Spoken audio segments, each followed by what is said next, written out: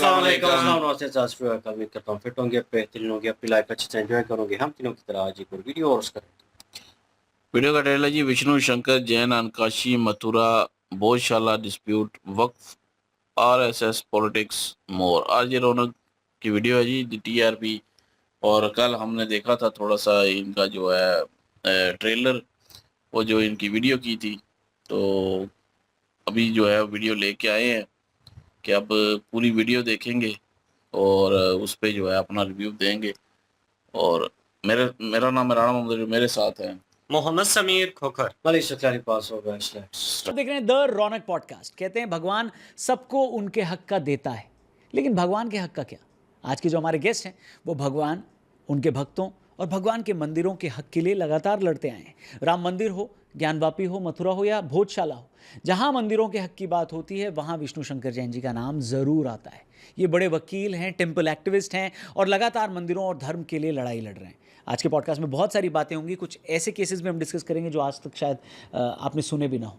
So please इस podcast को देखिए, अपने दोस्तों से शेयर करिए, पर उससे पहले प्लीज़ वेलकम विष्णु शंकर जैन जी। नमस्ते सर, वेलकम। बस ऑल वेल। कितने केसेस पेंडिंग हैं अभी कोर्ट्स में जहाँ पर हिंदूज रिक्लेम कर रहे हैं अपनी प्लेसेस ऑफ वर्शिप? 3 हैं, 3000 हैं, 30,000 हैं, नंबर्स बहुत कंफ्यूजिंग हैं। क्या है नंबर्स, क्या है? देखिए, मथुरा श्री कृष्ण जन्मभूमि का केस चल रहा है इस समय कोर्ट में। ज्ञानव्यापी काशी विश्वनाथ की मुक्ति के लिए केस चल रहा है। भोजशाला का केस अभी आपने हाल फिलहाल में देखा ही।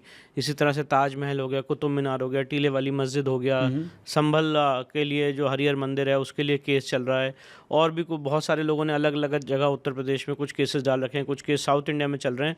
तो मेरे हिसाब से जो मेरा आकलन अभी 15 से 20 ऐसे केसेस हैं जो हॉटली कंटेस्ट हो रहे हैं इर्द गिर्द प्लेसेस ऑफ वर्शिप एक्ट। तो जो ये सोशल मीडिया पे आता है कि अभी 30,000 हैं, वो हम सब लेकर रहेंगे, तो ये नंबर्स क्या है? मतलब ये नहीं, देखिए, नंबर सब वेग हैं। ओके। और ये कोई ऑथेंटिक नंबर्स नहीं है। आपको ये समझना पड़ेगा, और कोई भी आदमी ऐसे नंबर्स दे भी नहीं सकता है कि 3 हैं कि 30,000 हैं। हर एक केस अपने फैक्ट्स पे निर्भर करता है, ठीक है, स्पॉट पोजीशन पे निर्भर करता है, वहाँ पे गवर्नमेंट ऑर्डर्स पे निर्भर करता है। ठीक है। तो सिर्फ ये बोल देना, एक वेग स्टेटमेंट दे देना कि जी 30,000 है, हम तो सारे वापस लेंगे, तो 30,000 की फिगर आई कहाँ से, हमें नहीं पता है। पर हाँ, एक अच्छा खासा नंबर है, और हर एक चीज़ की स्टडी करके जहाँ पे भी ऐसा इलीगल काम हुआ है उसको वापस लिया जाएगा। फॉर एग्जाम्पल, अभी SIR हुआ था, तो जब SIR हुआ था तो किसी को पता था कि 90 लाख लोग निकलेंगे, कि 27 लाख निकलेंगे, कि 1.5 करोड़ निकलेंगे? जितने भी लोग जो हैं, जो SIR की स्क्रूटनी को नहीं फुलफिल कर पाए, उन सब के खिलाफ जो भी कार्रवाई होनी थी कानूनन वो हुई है। पर ये बोल देना कि जी इतने हैं, तो ये तो कोई प्रेडिक्ट कर ही नहीं सकता है। तो इस केस में भी, क्योंकि आपने SIR बोला, तो क्या ASI ऐसा कोई नेशन वाइड सर्वे करेगी, कर सकती है? किसी ने रिक्वेस्ट की है कि भाई एक साथ 3, 4, 5, 10 साल ले लो, सब चेक कर लो? नहीं, SI पास ऐसी पावर ही नहीं है। ठीक है, तो किसके पास है? नेशन वाइड सर्वे ऐसा करें। अच्छा, इसके लिए तो जब तक केंद्र सरकार एक कमीशन ना बनाए, हाँ, कमीशन ऑफ इंक्वायरी एक्ट 1952 के तहत, हाँ, और एक कमीशन जारी ना करे कि हर जगह पहले ऐसी रिपोर्ट मंगाई जाए, तब तक इस तरह की कार्रवाई नहीं हो सकती है। ठीक है। पर मैं ये बता रहा हूँ कि जो आपका सवाल है कि कौन करेगा ये, हाँ, कि भाई नेशन वाइड होना चाहिए, बिल्कुल अगर होगा तो वो सेंट्रल गवर्नमेंट ही अपॉइंट कर सकती है, कि जिसके लिए नेशन वाइड जम्मू कश्मीर में जाके देखा जाए कि वहाँ पे कितने मंदिर तोड़े गए हैं, उत्तर प्रदेश में देखा जाए कि यहाँ पे कितने मंदिर तोड़े गए हैं, कितने मंदिरों को कन्वर्ट कर दिया गया है, वहाँ पे स्पॉट पोजीशन क्या है। तो ये बहुत बड़ी स्टडी का विषय है, और हर एक मॉन्यूमेंट में जाना, उसकी स्पॉट को देखना, हर एक मंदिर में जाना, वहाँ पे मौका क्या बोल रहा है, कितने साइंस हैं, कितने टूटे हैं, कितने बचे हैं, ASI कंट्रोल में है कि सरकारी कंट्रोल में है, कि पब्लिक लैंड है कि प्राइवेट लैंड है, किसके कोई मुस्लिम पक्ष है, कोई इंतज़ामिया कमेटी है उसके कंट्रोल में है, किसी में क्या हिंदू पार्शली पोजीशन में नहीं है, ये सब वहाँ पे जाके पता चलेगा। तो अभी तक ऐसी कोई स्टडी कंडक्ट हुई नहीं है। पॉसिबिलिटी है, होना चाहिए, क्या लगता है? बिल्कुल होना चाहिए, इसमें कोई बुराई भी नहीं है। ज़्यादा समय लगेगा या आपको लगता है नहीं स्टेट लेवल को? देखिए, अगर इस देश में आप ये बात समझिए, अगर कोई आदमी काम करना चाहे, हाँ, तो बहुत जल्दी हो सकता है, और काम ना करना चाहे तो उसके 50 रीजंस हैं। फॉर एग्जाम्पल, आर्टिकल 370 खत्म होना था, तो हमारे आपके सामने सामने देखते देखते खत्म हो गया। कहाँ समय लगा? राम मंदिर का केस जब सारे लोगों ने एक मन बना लिया, पूरा देश इकट्ठा हो गया कि राम मंदिर का हम चाहते हैं, और निवेदन किया सुप्रीम कोर्ट से कि सुप्रीम कोर्ट इसका जल्द से जल्द फैसला सुनाए, तो 2 अगस्त, मुझे याद है 2 अगस्त 2019 से इसकी डे टू डे सुनवाई शुरू हो गई केशवानंदा भारती के केस के बाद सेकंड लॉन्गेस्ट हियरिंग रही और 9 नवंबर 2019 को फैसला आ गया। तो ज़्यादा समय लगना ये एक ऐसा परसेप्शन है कि हाँ जी बहुत टाइम टेकिंग है। कोई भी चीज़ टाइम टेकिंग नहीं है। इंटेंट सही तो हो जाए। अगर इंटेंट सही है और उसमें आदमी लग जाए तो ज़्यादा समय इसमें लग जाता है सवाल पूछने में कि कितना समय लगेगा, इसमें ज़्यादा समय लग जाता है। मेरे पास जब कोई आदमी कोर्ट में आता है केस के लिए कि साहब कितना समय लगेगा, तो मैं उनसे पूछता हूँ कि आप अभी तक कहाँ थे। पता चला 5 साल तो वेट कर रहे थे जी। जब मेरे पास आए हैं, वकील के पास जब कोई आदमी आता है तो वो सबसे पहले पूछता है कितना टाइम लगेगा, और उससे पहले क्या कर रहे थे ये कोई नहीं पूछता है। ठीक है। तो अगर आप पहले शुरू करेंगे चीज़ें तो वो जल्दी आगे बढ़ेंगी। धार भोजशाला का केस क्या था, व्यूअर्स को अगर आप समझा पाए। देखिए, धार भोजशाला का बहुत ही सिंपल केस था और बहुत सिंपल केस है भी, और ये बहुत बड़ी केस स्टडी है पूरे देशवासियों के लिए। मैं आपको बताना चाहता हूँ कि यहाँ पे राजा भोज ने, जो परमार डायनेस्टी के एक प्रोमिनेंट राजा थे, उन्होंने 1034 में वहाँ पे माँ सरस्वती की, माँ वाग देवी की भोजशाला में प्रतिमा को स्थापित किया था विद इन द प्रीमाइसेस, जिसे हम भोजशाला कहते हैं, और एक संस्कृत स्कूल ऑफ लर्निंग वहाँ पे उन्होंने स्थापित किया था। ठीक है। 13वीं-14वीं शताब्दी में जो अलाउद्दीन खिलजी है उसने इस मंदिर को तोड़ा, तहस नहस किया, और फिर उसके बाद ये मंदिर वहाँ पे जीर्ण शीर्ण अवस्था में वैसे ही पड़ा रहा। 15वीं शताब्दी में दोबारा यहाँ पे जो अलाउद्दीन खिलजी 2 हैं, खिलजी डायनेस्टी 2 है, उसने भी यहाँ पे आके तोड़फोड़ की और यहाँ पे 15वीं शताब्दी में यहाँ पे फिर से मंदिर को, जो और भी निशान चिन्ह थे, उसको मिटाया, तोड़फोड़ की। इसके बाद वहाँ पे बराबर हिंदू समाज के लोग अपने अस्तित्व में रहे, जो मंदिर था उसका अस्तित्व रहा, जीर्ण शीर्ण अवस्था में भले ही अस्तित्व रहा। और उसके बाद 1935 में ऐसा प्रमाण मिलता है, ऐसे डॉक्यूमेंट्स मिलते हैं कि मंदिर के अंदर मूर्तियां थीं जिनको बाहर उठा के फेंक दिया गया मुस्लिम पक्ष द्वारा। ठीक है। और ये बोला गया कि इसका जो नाम है भोजशाला, इसको हटाया जाए और इसका यहाँ पे नाम रखा जाए मौलाना कमालुद्दीन। ठीक है। पर ये सारी चीज़ें ऐसे चलती रहीं। उसके बाद 1997 में यहाँ पे एक आदेश पारित हुआ जिसमें बोला गया कि हिंदू समाज के लोग यहाँ पे हर बसंत पंचमी को साल में एक बार अपनी पूजा कर सकते हैं, और हर फ्राइडे को यहाँ पे मुस्लिम समाज के लोग नमाज करेंगे। दिग्विजय सिंह थे उस टाइम। जी जी जी। और इसके बाद 7 अप्रैल 2003 का फाइनल ऑर्डर एएसआई ने पारित किया, जिसमें एएसआई ने ये कहा कि यहाँ पे हर मंगल को हिंदू समाज के लोग पूजा करेंगे और हर फ्राइडे को इसी जगह पे मुस्लिम समाज के लोग नमाज पढ़ेंगे। ठीक है। ये ऑर्डर है 7 अप्रैल 2003 का। जो दिग्विजय सिंह साहब का ऑर्डर था उसको मॉडिफाई करते हुए ठीक है, ये आदेश पारित किया। और एएसआई के उस ऑर्डर में ये भी लिखा गया कि बसंत पंचमी जो है वो हिंदू समाज के लोग बसंत पंचमी पूरे दिन मना सकते हैं। ठीक है। पर ये ऑर्डर में ये नहीं लिखा था कि अगर बसंत पंचमी फ्राइडे को पड़ जाएगी तो क्या होगा। ओके। और ऐसे बहुत सारे इंस्टेंसेस हुए। ठीक है। अब फिर से मैं इस बात को रिपीट कर रहा हूँ समझाने के लिए। 1997 का आपको मैंने ऑर्डर बता दिया जहाँ पे लिखा हुआ है कि भाई अब फ्राइडे को यहाँ पे नमाज पढ़ी जाएगी और सिर्फ एक साल दिन में एक बार, जब बसंत पंचमी पड़ेगी उस दिन हिंदू आएंगे। उस दिन हिंदू यहाँ पे आके पूजा कर सकते हैं। इस ऑर्डर को टाइम एंड अगेन बहुत सारे इसमें कॉन्फ्लिक्ट्स हुए। उस पर अल्टीमेटली एएसआई ने 7 अप्रैल 2003 को आदेश पारित किया, जिसमें हिंदू समाज को एक्सक्लूसिव राइट ऑफ वर्शिप दिया ट्यूसडे को, मुस्लिम समाज के लोगों को एक्सक्लूसिव राइट ऑफ वर्शिप दिया फ्राइडे को, और ये भी कहा हिंदू समाज के लोग बसंत पंचमी के दिन यहाँ पे एक्सक्लूसिव राइट ऑफ वर्शिप उनका रहेगा। ठीक है। पर ऑर्डर क्लियर नहीं था कि अगर बसंत पंचमी फ्राइडे को पड़ेगी तब क्या होगा। और बहुत सारे ईयर्स ऐसे हुए, करीब 7-8 साल ऐसे निकले कॉन्जिक्यूटिव और ऑल्टरनेट ईयर्स में, जहाँ पे बसंत पंचमी फ्राइडे को पड़ गई और वहाँ पे डिस्प्यूट शुरू हो गया कि भाई यहाँ पे कैसे पूजा पाठ होगी। But be that as it may, बहुत लोगों ने आंदोलन किया, बहुत लोगों ने बलिदान दिया भोजशाला के लिए, माँ सरस्वती, माँ वाग देवी के लिए, और ये मांग बराबर उठती रही कि यहाँ पे हिंदुओं को एक्सक्लूसिव राइट ऑफ वर्शिप दिया जाए। उसके बाद हमने इस मामले की रिसर्च की, अध्ययन किया, तो हमें पता चला कि जो काजी ज़कीउल्लाह हैं उनकी एक याचिका पेंडिंग है, मौलाना कमालुद्दीन की 2019 में याचिका पेंडिंग है, जो ये मांग कर रहे हैं कि भाई फ्राइडे को उनको यहाँ पे सिर्फ नमाज की इजाज़त दी जाए और किसी और पक्ष को यहाँ पे पूजा की इजाज़त ना दी जाए किसी भी दिन, नॉट इवन बसंत पंचमी। हाँ, नॉट इवन बसंत पंचमी, सिर्फ उनको राइट मिले वर्शिप का। इसको हमने फिर अध्ययन करके हिंदू फ्रंट फॉर जस्टिस की तरफ से पिताजी ने हमारे वहाँ पे गए थे, ग्राउंड लेवल पे पूरा सर्वे किया, देखा, सारी photographs, coloured photographs professional photographer से वहाँ पे कलेक्ट कराई, और फिर हमने इसको दायर किया Indore bench of the Madhya Pradesh high court में, और उसमें हमने 7 अप्रैल 2003 के आदेश को चुनौती दी। मैं आपको इसलिए बता रहा हूँ कि ये वेरी फर्स्ट पिटिशन थी हिंदू पक्ष की तरफ से इन द ईयर 2022, और और टू बी वेरी प्रिसाइज 11 मई 2022 को ओके 11 मई 2022 को इंदौर हाईकोर्ट की डिवीजन बेंच ने इस मामले को एडमिट किया और इस पर नोटिस जारी किया 11 मई 2022 को, सारी फोटोग्राफ्स देखने के बाद। और उसके बाद ये मामला ओपन हुआ। फिर हमने यहाँ पे एप्लीकेशन दी, सीपीसी में प्रावधान है ऑर्डर 26 रूल 10A में, जिसमें कोर्ट किसी जगह साइंटिफिक इन्वेस्टिगेशन करा सकता है।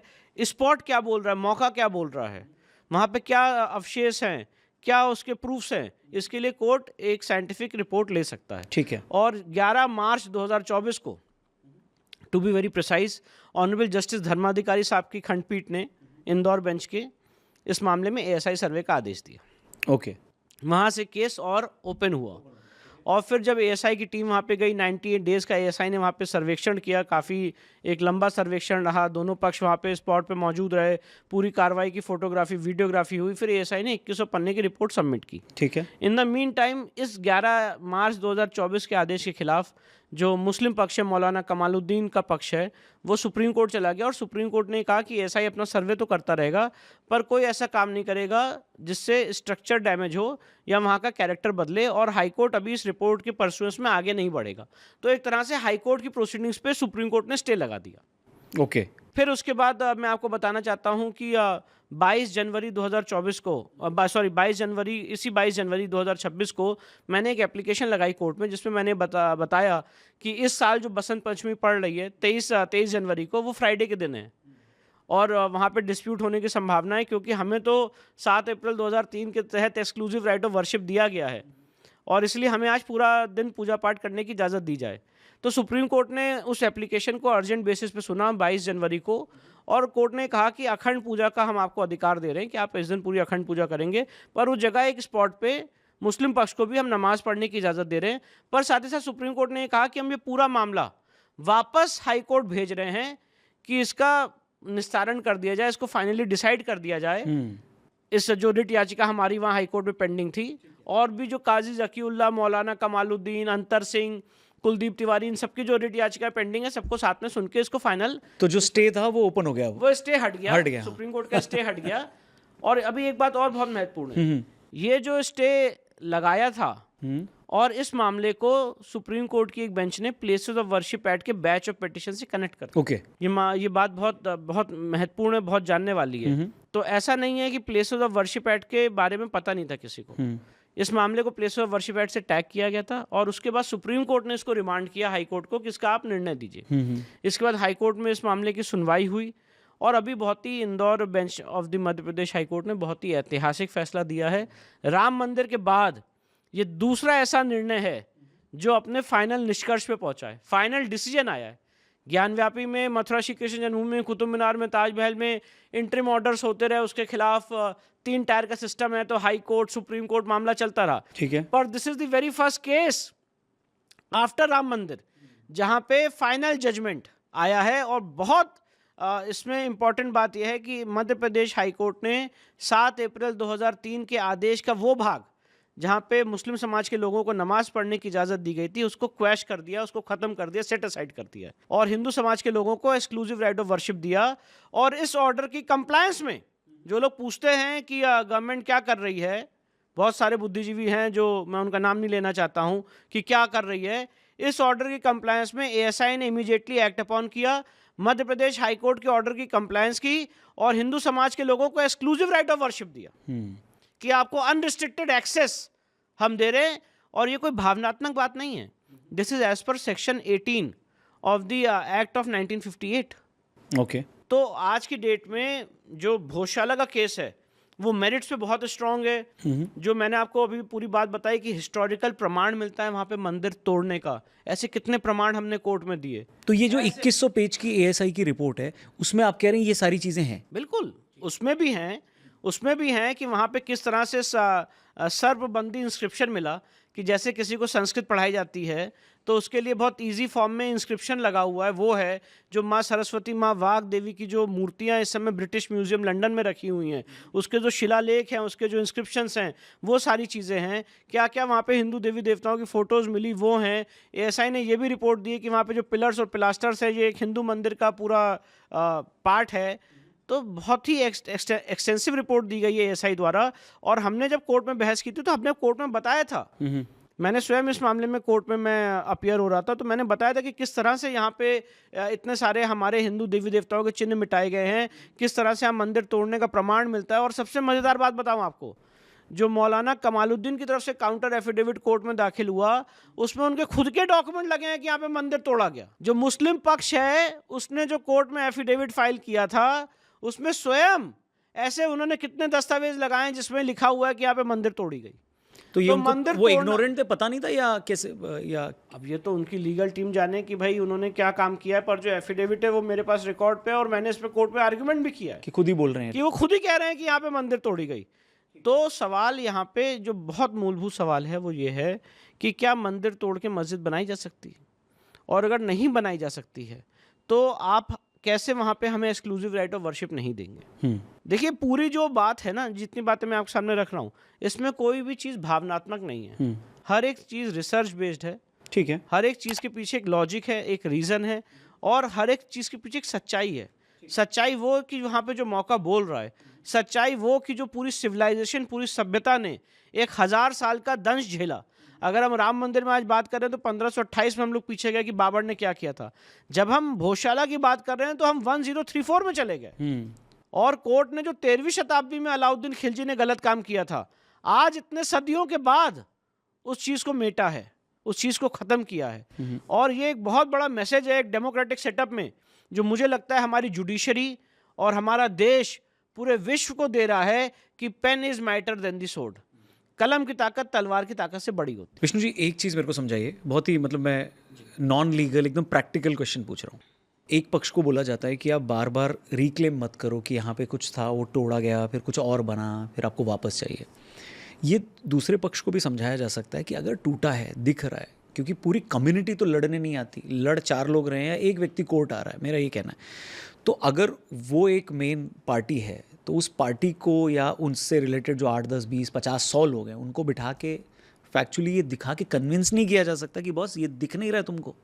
आपको ये बताइए, आपने जो बात कही कि पूरी कम्युनिटी नहीं लड़ने आती है, ये जो स्टेटमेंट आपका है, मतलब ये जो आपकी बात है, मैं इससे इत्तेफाक नहीं रखता हूँ। ये ऐसा नहीं है कि उनकी पूरी कम्युनिटी लड़ रही है। नहीं, मेरा ये वो कहने के पीछे का रीजन है, 10-20 लोग सामने हैं, मैं पर कह रहा हूं- उनकी बात समझिए। 10-20 लोग सामने हैं, हो सकता है वक्फ बोर्ड सामने हो सकता है मौलाना कमालुद्दीन सामने हो जी, पर वो सारे लोग एक मत हैं कि यहाँ पे हमारी मस्जिद थी और ता क़यामत तक हमारी मस्जिद रहेगी। तो नहीं, मैं 10 की मान लूँ, मेरा ये कहना था कि 10 लोगों को 10 लोग convince पीछे हट जाएंगे। अच्छा, तो आप बात समझिए, ऐसा नहीं, इन तरह के मामले में ऐसा नहीं होता है रिप्रेजेंटेटिव सूट में कि 10 लोग पीछे हट गए तो बाकी केस खत्म हो गया। मतलब कन्विंस होने को राजी नहीं है वो। नहीं, मैं कह रहा हूँ 10 लोग पीछे हट ही नहीं सकते हैं। 10 लोग पीछे अगर हट जाएंगे उससे केस खत्म नहीं होगा, और 10 लोग आएंगे, कोर्ट को उनको परमिशन देनी पड़ेगी ऑर्डर 23 में। तो ऐसा नहीं हो सकता है कि 4-5 लोगों ने बैठ के पूरी समाज के लिए फैसला कर लिया, क्योंकि हर आदमी का इंटरेस्ट इन्वॉल्व है ना। आज राम मंदिर के केस में आज अगर मैं कॉम्प्रोमाइज़ कर लूँ तो how will Raunak be governed by my compromise. अगर आज मैं कोर्ट में जाके कोई कंसेशन दे दूँ कि हाँ जी मैं तो अपना क्लेम छोड़ रहा हूँ, तो क्या मेरे पास इतनी ताकत है, मुझे जो समाज ने ताकत दी है वो उनकी आवाज़ कोर्ट में उठाने की दी है इस मुद्दे पे। ये वकालतनामा है ना। वकालतनामा ये नहीं है कि आप वहाँ पे जाके कंसीड कर लीजिए, और ये दोनों साइड के लिए अप्लाई करता है। मैं सॉल्यूशन ओरिएंटेड पर्सपेक्टिव की बात कर रहा हूँ कि अगर हम दोनों को पता है कि यहाँ क्या था और क्या बन गया है, तो अब आप झगड़ क्यों रहे हो? आप आउट ऑफ कोर्ट सेटलमेंट कर लो। आप समझ लो कि ये इतना बैटल इतना जाना नहीं चाहिए था।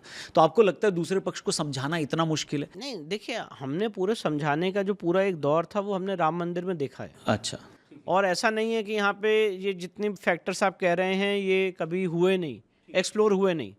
जो CPC का सेक्शन 89 है, जो आर्बिट्रेशन मीडिएशन की बात कहता है, वो राम मंदिर के केस में कितनी बार ट्राई किया गया। अच्छा, और मैं आपको भी आपके चैनल में एक बहुत बड़ी बात बताऊंगा, मैं अपनी ज़रा ये वाली बात ख़त्म कर लूँ। राम मंदिर के केस में जब 30 सितंबर 2010 को फैसला आया, उससे पहले सुप्रीम कोर्ट तक मामला आया कि इलाहाबाद हाई कोर्ट को रोक दिया जाए, जजमेंट ना दें और इस मामले को सेटल किया जाए, मीडिएशन में भेजा जाए। ठीक है। सेक्शन 89 को एक्सप्लोर किया जाए CPC के, जिसमें आर्बिट्रेशन मीडिएशन की बात है।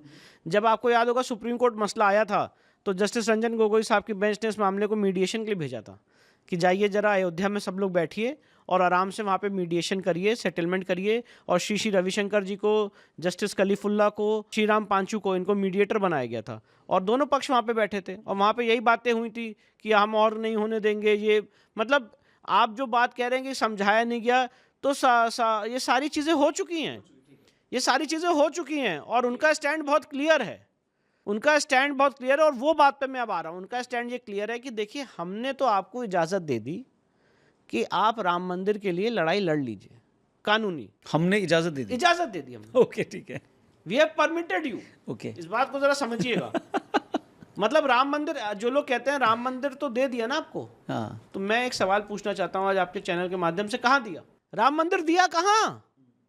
सिर्फ और सिर्फ प्लेसेस, जो उनका इंटरप्रिटेशन है वो ये है कि प्लेसेस ऑफ वर्शिप एक्ट में सेक्शन 5 में इतना लिखा है कि राम मंदिर के लिए आप केस चला सकते हैं। हमने आपको इजाजत दे दी कि राम मंदिर के लिए आप केस चला लीजिए।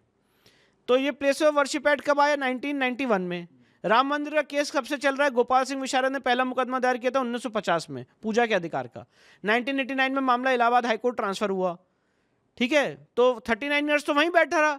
1991 में इन्होंने इजाजत दे दी कि चलिए ठीक है, राम मंदिर के लिए आप केस चला लीजिएगा। 1989 से लेकर 2019 तक मुकदमा चलता रहा कोर्ट में। तो ये कौन सी इजाजत होती? और मैं सवाल पूछना चाहता हूं, इस देश में किसी भी नागरिक को ये राइट कैसे मिल सकता है कि वो परमिशन देगा कि आप कोर्ट में केस चला सकते हैं कि नहीं? ठीक है, ये तो एक प्रेशर बिल्डिंग की बात हो गई ना।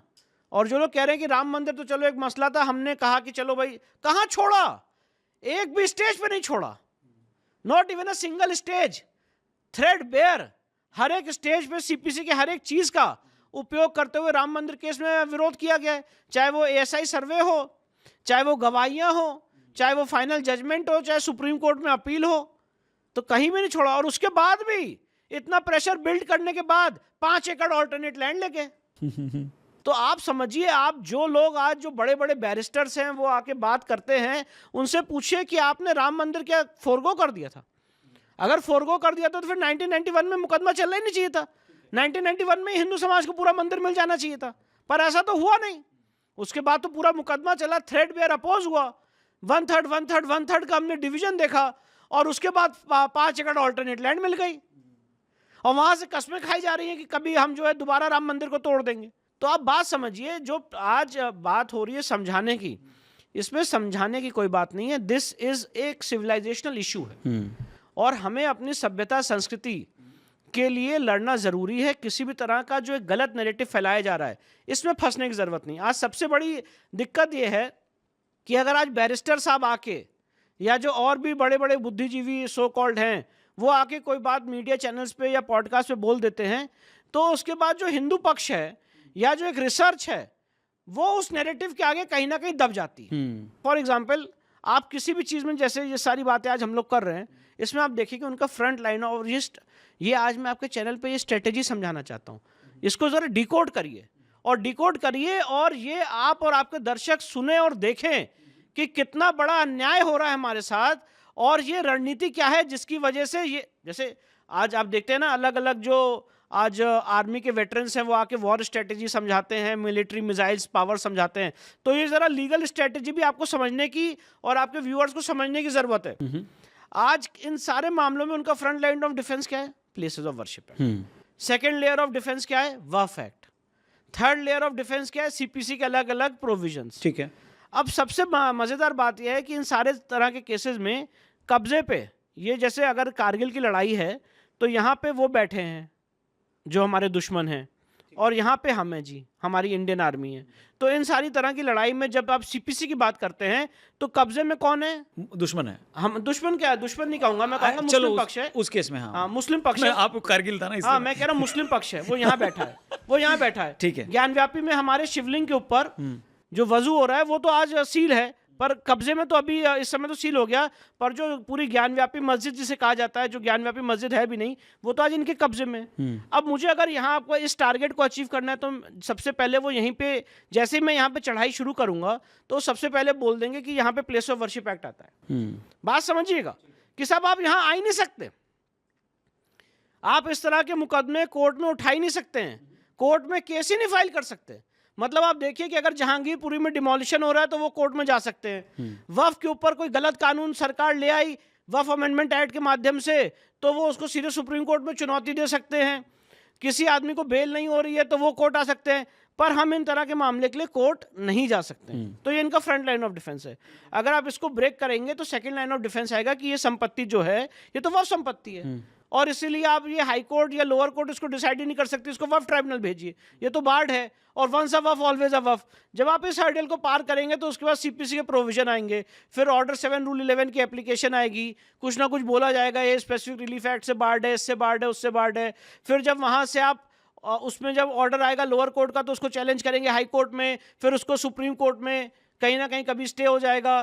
फिर जब यहाँ से अगर बचेंगे 20, 30, 40 साल के बाद जब विष्णु शंकर जैन यहाँ से अचीव करेंगे तो मामला यहीं पे है, फिर मेरिट्स पे खुलेगा, फिर एविडेंस होगी, फिर गवाहियाँ होंगी ओरल और डॉक्यूमेंट्री, और फिर आप कभी जाके कोई कोर्ट फैसला देगी कि हाँ जी आपका यहाँ पे अधिकार बनता है। फिर उसके बाद फिर से lower court, high court, supreme court, फिर से 3 टायर सिस्टम है। तो आप ये समझिए कि एक सभ्यता, एक संस्कृति के लिए यहाँ से यहाँ तक के पहुँचने की जो जर्नी है वो कारगिल के युद्ध से भी जटिल है। लीगल पार्लनेंस में मैं बात कर रहा हूँ, वो कारगिल के युद्ध से भी जटिल है। तो ये तो आज पूरे देश को गुमराह किया जा रहा है, भरमाया जा रहा है कि places of worship at place, और एक बहुत बड़ी स्ट्रेटजी है कि झूठ जो है वो इतना तेज बोलो, इतना चिल्ला के बोलो कि वो झूठ जो है वो सच लगे, और प्लेस ऑफ वर्शिप एक्ट में ही फंसा के रखो कि जे लोग कभी यहां से एक स्टेप आगे भी ना बढ़ पाए। क्योंकि सच्चाई ये है कि जब ये जितने केसेस के बारे में हम लोग बात कर रहे हैं और करेंगे, ये सारे केसेस में ये पूरे एरिया चीख चीख के बोल रहे हैं कि एक हिंदू मंदिर का परिसर है, ठीक है, और इसको गलत ढंग से कब्जा किया गया है। तो अगर गलत ढंग से कब्जा किया गया है तो उस कब्जे को places of worship act justify कैसे कर सकता है? आज मैं और आप यहाँ पे बात कर रहे हैं, आपका कोई इस कमरे को फॉर एग्जाम्पल इसमें आके गलत घुस जाए तो क्या आप उससे सेटलमेंट करोगे? नहीं, भगाऊंगा उसको। नहीं, यही तो बात हो रही है यहाँ पे, सेटलमेंट क्यों नहीं किया? आपसे मतलब आपसे नहीं है, आज यही तो बात हो रही है, उनसे बैठ के बातचीत कर ली, सेटल कर लेते हैं ना, आउट ऑफ कोर्ट सेटल कर लेते हैं। तो पहले सवाल तो ये पूछना चाहिए ना कि भाई आप यहाँ पे घुसे कैसे? ये जगह तो मेरी है, मेरे पूर्वजों की है, मेरे राजा परमार देव की है, मेरे जो ईश्वर आराध्य है उनकी है, मेरे भोलेनाथ की है, मेरे राम जी की, मेरे शिव जी की जगह है। आप यहाँ पे घुसे कैसे? आपने मेरे शिवलिंग को वजूट किया कैसे? आपने मेरे शिवलिंग को, अगर आप ये कह रहे हैं फव्वारा है, तो उसकी जांच कराई कैसे नहीं? तो आज मैं देखता हूँ, मैं सिविल लॉयर, सिविल साइड में काम भी करता हूँ, आज मैं देखता हूँ कि एक सिविल मुकदमे के लिए लोग 50-50 साल तक, अगर उनके परदादाओं की दादाओं की ज़मीन थी, उसको किसी ने गलत कब्जा किया है, तो वो कोर्ट में आज भी लड़ाई लड़ रहे हैं। पर यहाँ पे हम वो लड़ाई लड़ने के लिए जो एक सिविल डिस्प्यूट है उसमें इस तरह के प्रश्न पूछते हैं जैसे लगता है कि देश में कोई कम्युनल माहौल गड़बड़ हो जाएगा। सही है, कम्युनल माहौल गड़बड़ हो जाएगा। ये वो सवाल है, ये वो पक्ष है कि ये गुंडागर्दी की बात है। मैं एक बहुत रफ लैंग्वेज में बात कर रहा हूँ, ठीक है, एक बहुत ही मतलब प्लेन लैंग्वेज में समझाने की कोशिश कर रहा हूँ कि देखिए आप इस कमरे में घुस गए, अब हटाने की अगर बात करेंगे तो सामाजिक ताना बाना बिगड़ जाएगा। मतलब एक कॉमन आदमी यही जानना चाहता है कि जब नेकेड आई से मैं देख रहा हूँ कि यहाँ पे टेम्पल का स्ट्रक्चर था, तो मैं इसको इतना बड़ा केस बनाने के बजाय जो भी जज साहब हैं उनके साथ, दोनों पक्ष के साथ मैं एक सर्वे कर लेता हूँ। मुझे जाते ही दिख जाएगा कि ये चीज़ें हैं, और उसके जो आपके जो कल्चरल और सिविलाइजेशनल आपके पास डॉक्यूमेंट्स है वो तो हैं ही पब्लिक डोमेन में। तो मैं इसको इतना लंबा कोर्ट में क्यों खींचता हूँ? ये क्या इतना मुश्किल है कि इतनी बातें होंगी? हम भी जैसे आप बात कह रहे हैं, ईश्वर चाहे, भगवती चाहे ऐसा कोई प्रक्रिया आ जाए इस देश में, पर कानून तो कानून के हिसाब से चलता है। कोर्ट में केस फाइल करने में हमें कोई मज़ा तो आ नहीं रहा है। अपना जो पूरे जीवन अपना खपा के, हमारे पिताजी जो हैं वो भोजशाला गए, वहाँ पे सर्वे किया, उनको अटैक्स पड़े, फोटोग्राफ्स खींची, पूरी तैयारी की, 40-40, 50-50 लोग बैठे हैं, अध्ययन हो रहा है, राजा परमार देव से लेके अभी तक पूरी रिसर्च की जा रही है, इतना बड़ा 3-3 वॉल्यूम में डॉक्यूमेंट तैयार किया जा रहा है, उसको इसमें क्या इंटरेस्ट आ रहा है जीएम को? सही बात है। ये जो आप बता रहे तो बहुत ईजी काम है ना कि हाँ जी देख लीजिए, करा लीजिए, पर है नहीं ना ऐसे प्रक्रिया। जो आप बात कह रहे हैं वो कहीं संविधान में प्रिस्क्राइब नहीं है ना।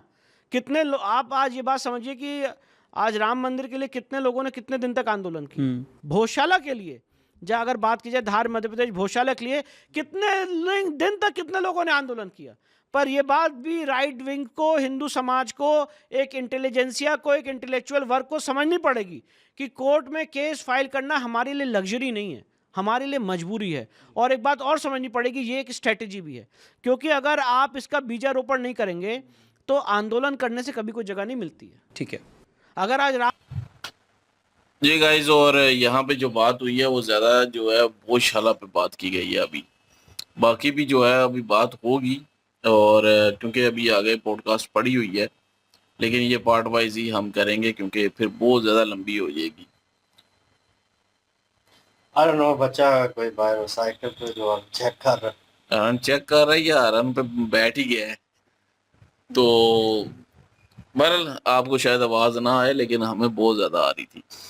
तो खैर, अभी जो है वो भोजशाला पे जो है बात की गई है कि भोजशाला में जो डिस्प्यूट चल रहा है, उन्होंने जो है शुरू से हिस्ट्री जो है वो बताई कि कब जो है वो वहाँ पे मस्जिद बनी और कब जो है वो वहाँ पे इबादत भी शुरू हुई।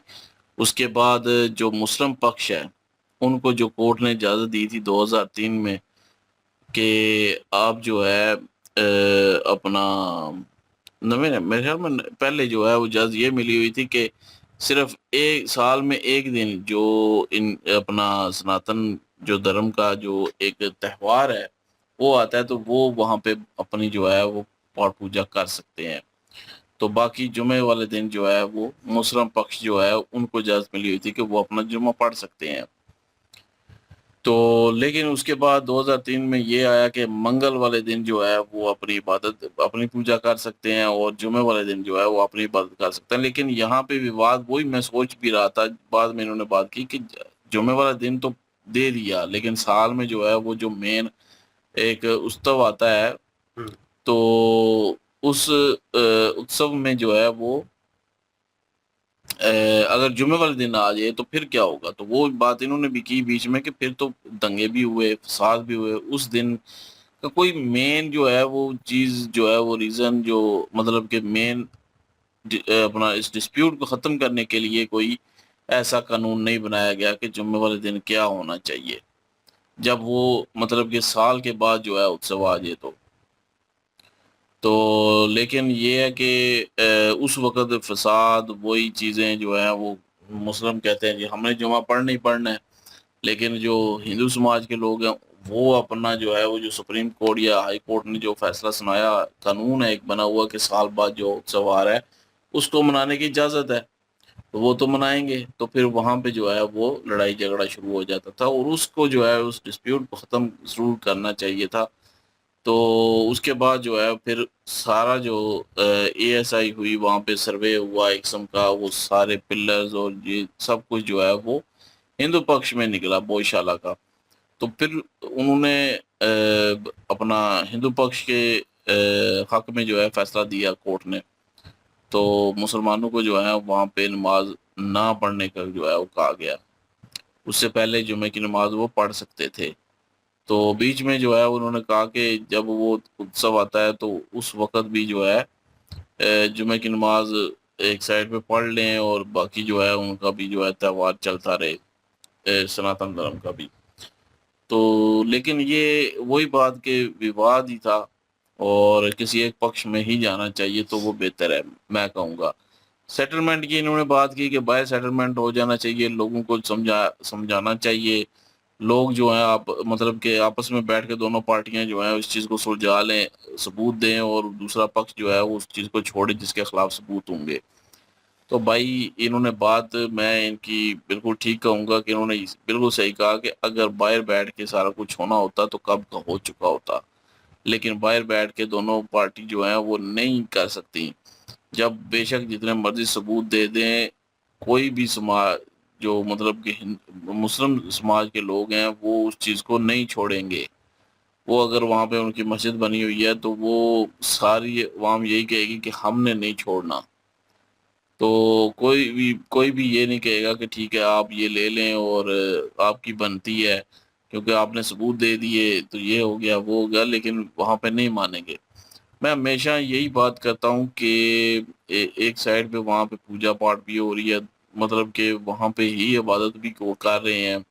नीचे में हमें तय खाने में जो है वो यही हमने जो पहले वीडियो एक देखी थी, तो नीचे तय खाने में जो है वो पूजा पाठ करते थे और ऊपर वाली जो है मंजिल पे जो है वो अपना नमाज अदा करते थे। तो वहाँ पे मस्जिद जो है, तो वहाँ पे मैंने पहले भी यही बयान दिया था, अब भी यही कहूँगा कि वहाँ पे मुस्लिम को जो है पीछे हट जाना चाहिए। एक तो चीज़ है कि विवाद जो है वो फैल रहा है, दूसरा ये है कि पता भी है इन लोगों को कि जहाँ पे जो है वो कोई मूर्ति होती है या कोई भी ऐसी चीज़ हो, तो मतलब कि कोई चीज़ स्थापित की हुई है, मूर्ति स्थापित की हुई है, मंदिर है, तो वहाँ पे जो है वो उनकी नमाज नहीं होगी, पता भी है इनको। तो उस अगर डिस्प्यूट चल रहा है उस चीज़ पे, तो भाई उस चीज़ पे अलग हो जाना चाहिए। जिस तरह के अपना वो बाबरी मस्जिद है, उस पे आर्डर आया कि जी राम मंदिर बनेगा, उसके बाद ये फैसला किया गया कि हमें 5 एकड़ ज़मीन दी जाए अलग से। तो आप अलग से ज़मीन ली, वहाँ पे मस्जिद का कह रहे हैं कि बड़ी अच्छी मस्जिद जो है वो एक बड़ी मस्जिद तैयार करेंगे, तो तमीर करेंगे वहाँ पे और फिर जो है वहाँ पे नमाज पढ़ेंगे, तो ठीक है, अच्छी बात है ना। वो एक अलग चीज़ जगह पे हो जाएगी, पूरे कागजात आपके पास होंगे, गवर्नमेंट ने आपको जगह दी है, सुप्रीम कोर्ट ने आपके नाम कर दी है वो जगह, आपके पास एक सबूत है, आप वहाँ पे जो है बड़ी शानदार किस्म की मस्जिद बनाएं, खाली मस्जिद ना बनाएं, फिर जाकर नमाज भी पढ़ें।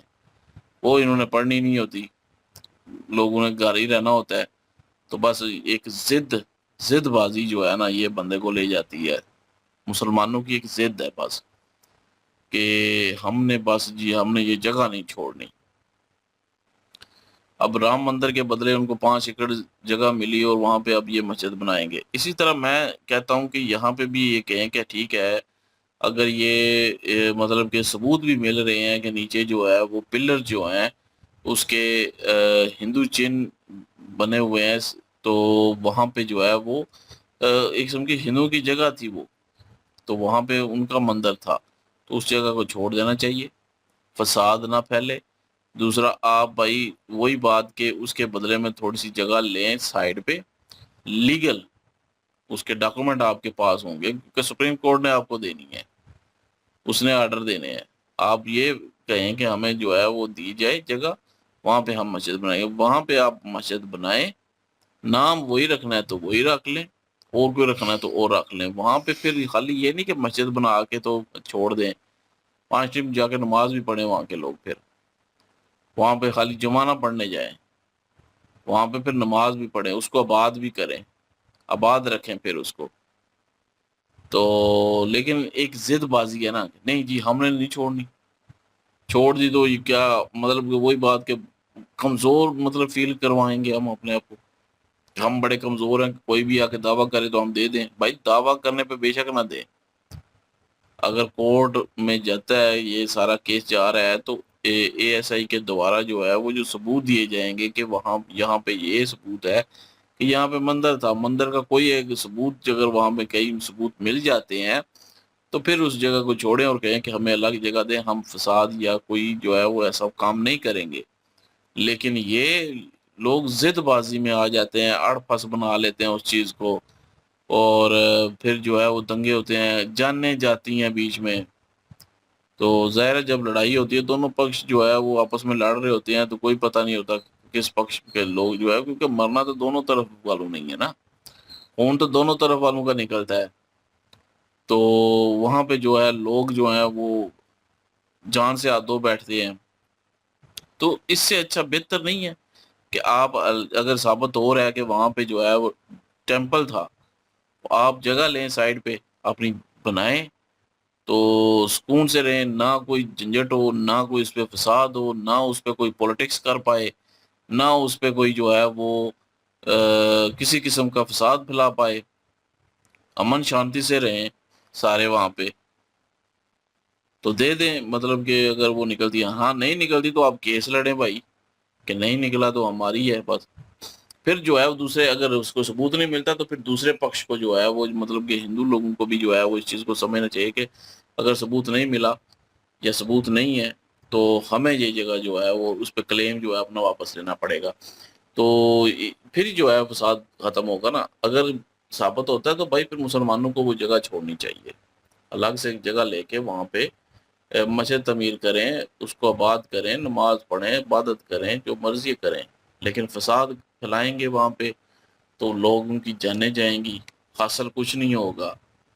तो और भी अभी तो मंदिरों की बात होगी ना, अभी तो सिर्फ 2 मंदिरों की ज्यादा जो है बात हुई है, एक तो गौशाला की और दूसरी जो है राम मंदिर की।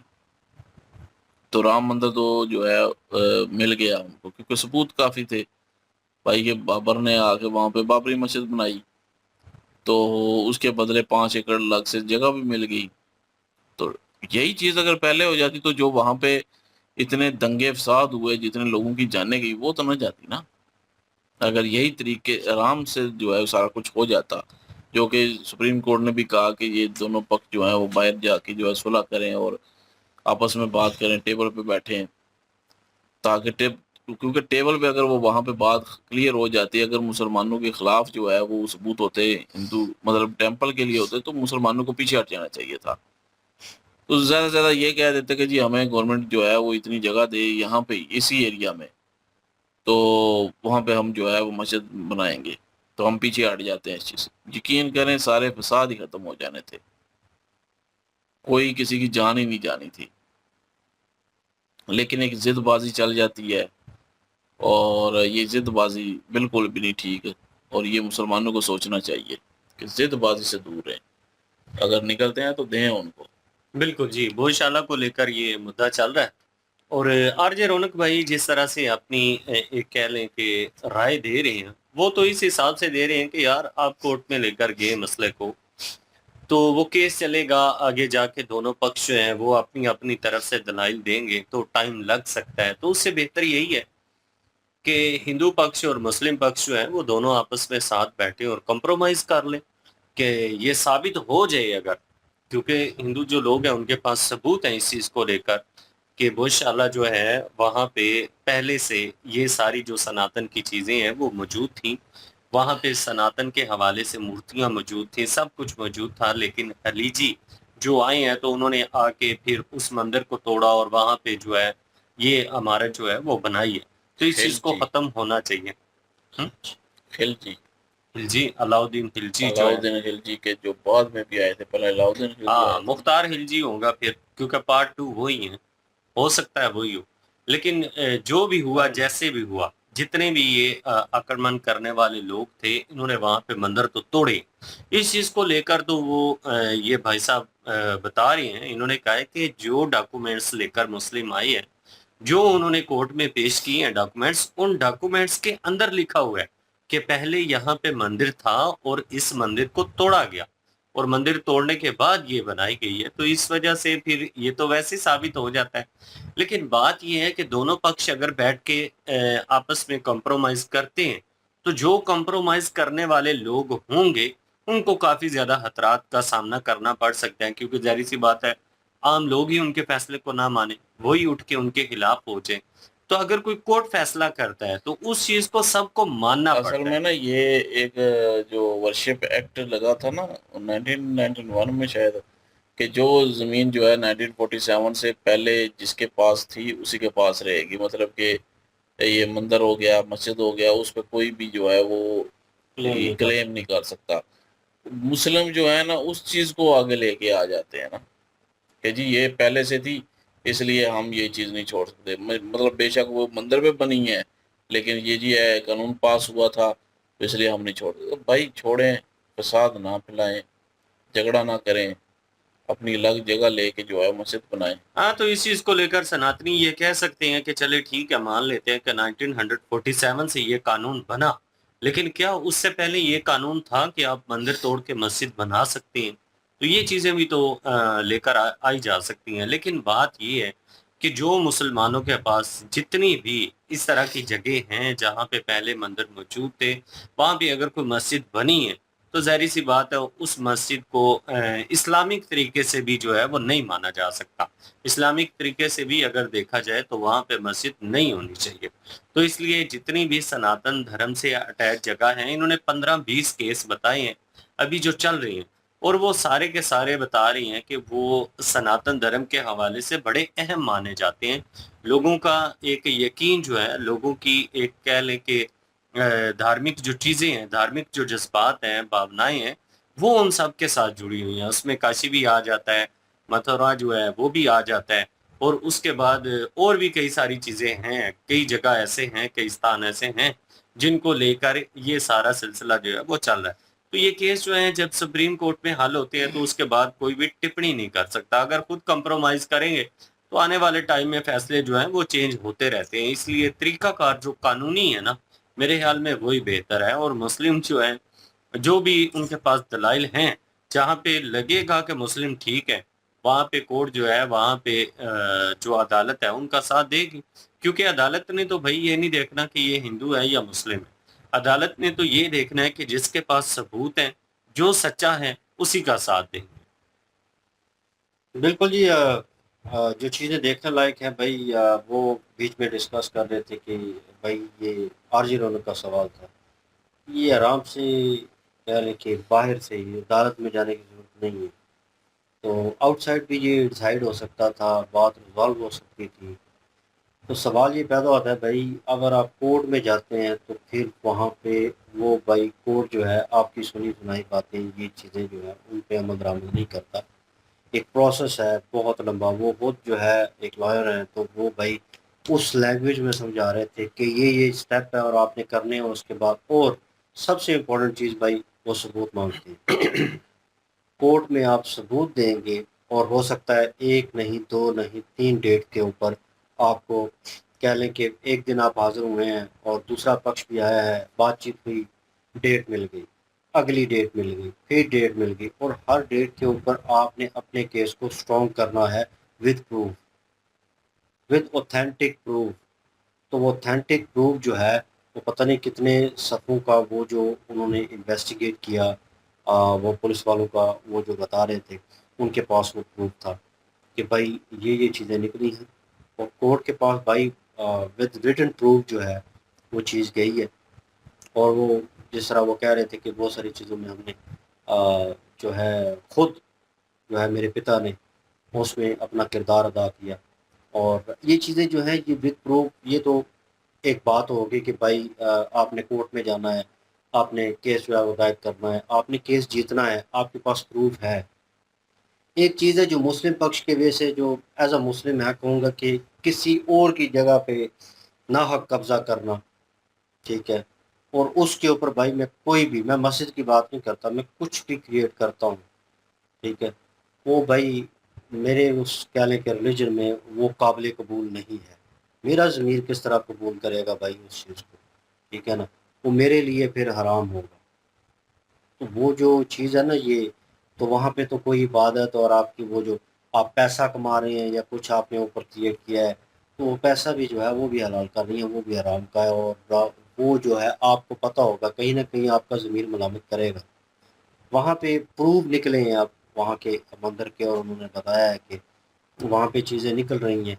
अब जो कॉन्सेप्ट चल रहा था पुराना कि आप जो है जुम्मे के दिन जो है मुस्लिम जो है वो प्रेयर कर लेंगे, अपनी इबादत कर लेंगे, तो बाकी दिन जो है जो सनातनी त्यौहार है वो मनाया जाएगा, वो सेलिब्रेट किया जाएगा। एक वक़्त तक वो चीज़ें फ़ैसला लिया और एक पक्ष ने सुना, दूसरे ने सुना, तो बैलेंस रहती है, कुछ सालों तक बैलेंस रहती है। कुछ सालों बाद उन चीज़ों में से नुक्ते निकलने शुरू हो जाते हैं, चीज़ें जो हैं बिगाड़ में आना शुरू हो जाती हैं।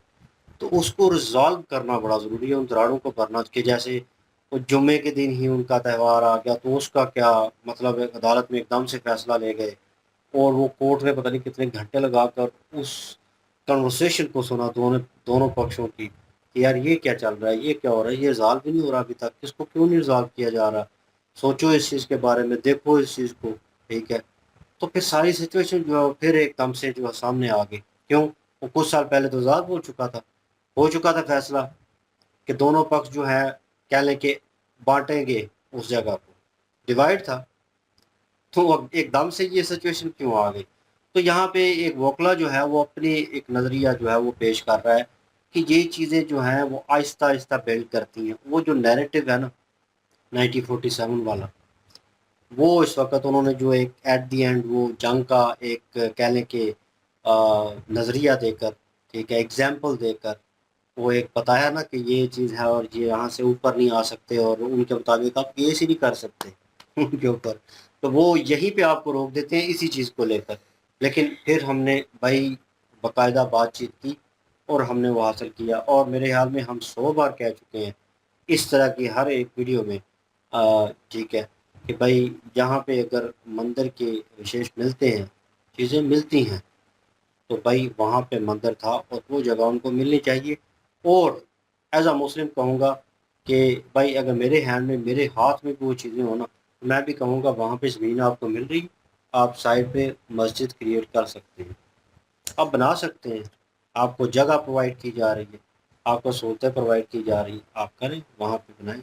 आपने इबादत करना है ना, बेसिक मकसद आपका इबादत करना है, लड़ना नहीं है किसी के साथ, दूसरे रिलीजन में घुसकर उसको भी तंग करना हो, खुद भी तंग होना हो, और किसी की जगह ये के हो ना ऊपर। कि वो आपको इबादत से रोक रहे हैं, आपको मस्जिदें नहीं दूसरी जगह पे भी नहीं बनाने देख रहे, ये तब आप फिर बात करें ना। ये फिर वो बड़ा कॉम्प्लिकेटेड मसला हो नहीं सकता है, वो ये फिर कह रहा हम हूं ना, कहें फिर बात करें, फिर तो बिल्कुल, हम भी कहें कि फिर ये राइट गलत है बनता है जी। फिर उस चीज़ के ऊपर, और हम भी कहेंगे बाकी यार ये जुल्म ज्यादती हो रही है, लेकिन नाउ ऑन भाई चीज़ें निकल रही हैं और हमें भी अच्छा नहीं लग रहा कि किसी की वो जगह के सिर्फ ऊपर। यही कह रहे हैं ना कि हमारी जगह छोड़ें और आप अपनी अलग जगह लेके वहां पे बना कर तो अपनी इबादत करें।